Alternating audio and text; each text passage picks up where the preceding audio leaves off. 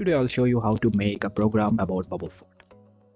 So you have a list here, which is random list, and you have some numbers. Then you will run a for loop here. Then you will again run another loop inside that loop. And I will also tell you the reason why am I doing that. So let's run that. And you would want to only reach the last element, only the second last element, because when you implement this line j plus 1, you don't want to run out of the index, because then it will show error in the output. That's why you would only want to reach the second last element, and you would want to access the last element through this.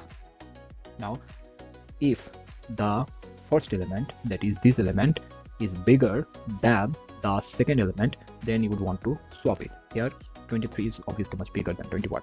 That's why you would want to swap it, so 23 would come to the second place.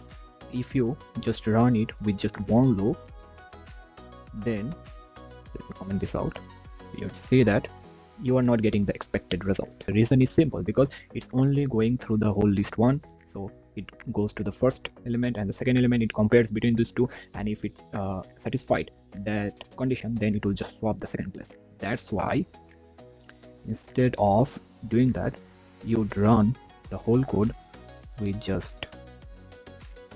2 loops. Okay, now you'd see that you're getting the smallest possible number 1, 4, 5, 6, and 12, 21, 23, 65, and 99.